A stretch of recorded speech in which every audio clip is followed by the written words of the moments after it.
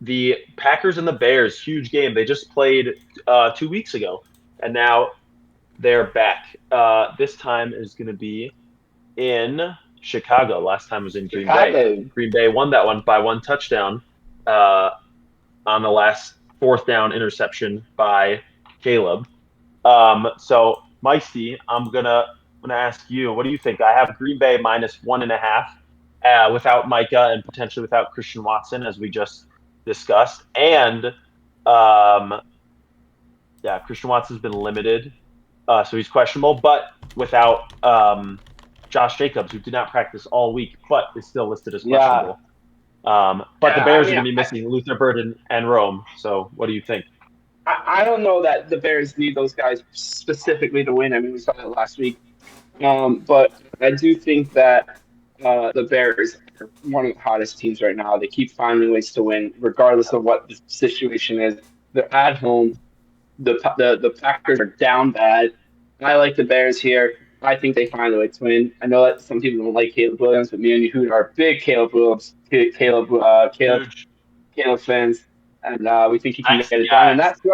that throw he made to That DJ was Moore was an crazy. incredible throw, and really Ben Johnson has really brought these guys out to play. And I mean, you remember before the season, there was a rumor that he threw the offense out of practice, saying, "If you can't run this play, don't even show up tomorrow," or something like that. So he really is a good coach, and he's really coaching them. And I think he's also a coach of the year candidate. I think the coach of the year candidate is like the best coach of the year candidate race we've seen in a while. Usually it's a clear cut, Yeah. somebody. Now we have like whoever gets the one seed, this team, like Vrabel's the favorite, but like that's kind of crazy because he's not even Right. going to get the one seed. And he might lose a couple more games down the stretch. Might even, well, they're in the playoffs. But other than that, yeah, I think that the Bears found a way to win this one yet again. Yeah, former Are they Ravens. covering though? It's by one, right? So if they win, they have to go unless it's a tie I game. have No, 1.5. one. I Oh, have you one and have a one half and a right half. now. Oh, I have one. Okay, well, I guess technically they could win and not cover. I guess we'll bet against Yeah. the line though. So the also Mike. By the way, Mike Oh wait, McDonald. it's no Green Bay. I have Green Bay -1.5. So yeah, if you have Bears Correct. straight up, then Correct. Yeah, exactly. That's okay, what I have my as bad, well. my bad. Right. Yeah. So the last time the Bears and Packers played again, just a couple weeks ago, like you said, Yehuda, Christian Watson had a huge game, 2 touchdowns in that game. So if I mean, really, he's been their best receiver they drafted Matthew Golden in the first round. He was kind of supposed to be that big downfield playmaker, and Christian Watson instead developed into that, and Matthew Golden hasn't been a big part of the offense. So of course, you'd like to see him get involved a little more if Christian Watson is going to be absent. But if he plays, it's going to make a tremendous difference.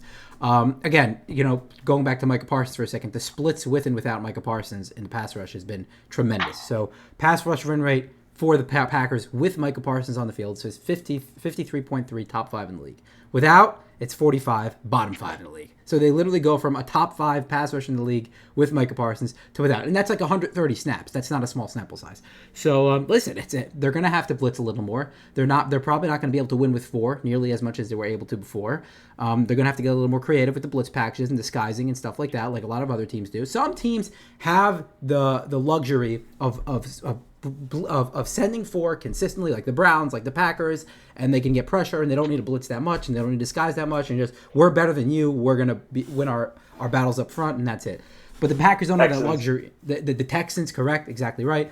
But the Packers don't have that luxury anymore. They have a good pass rush, but it's going to take a little more disguising on defense, I think, to get to create more of a pass rush, especially against an elusive guy like Caleb Williams that can move around in the pocket. So ultimately, I'm still going to pick the Packers.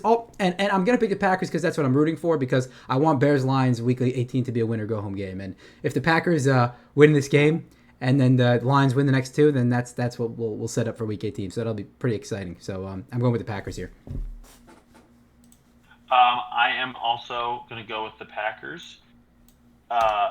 I do believe in Caleb Williams, and I do believe in him enough to draft him in Dynasty.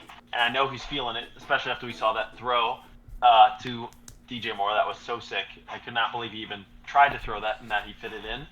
And even though it's in Chicago, I still think that the Bears' defense isn't very good. And missing Josh Jacobs is going to be huge for them.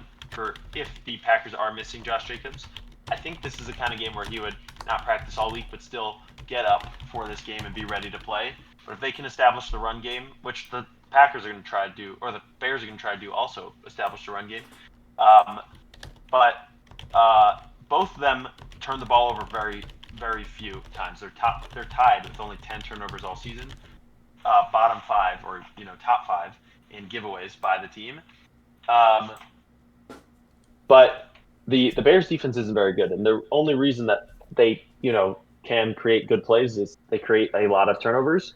So you could say they're opportunistic, but they give up a lot of yards and give up points. So I can see Green Bay being able to move the ball on them, even if Christian Watson doesn't play. We'll see the other receivers, and I love Jaden Reed as well to be able to potentially move the ball on them. So I'm going to take the Packers. I can see a path that Caleb is able to escape because there isn't a Micah to chase him down. He's able to create some plays out of structure, but I still think that's the biggest thing that he needs to take to the next level is be able, because we know he can make these crazy plays like we just saw against the Browns, but we need him to be able to just hit all the layups and stay in structure within the play of Ben Johnson's play. And the Packers, it was a very close game last time. It was a one possession game, and they ultimately got an interception to finish it off. And I think we'll probably see that again this time, except it's going to be in Chicago, and the Packers are going to win another close one, either by 3 or 7 points in this epic division rivalry.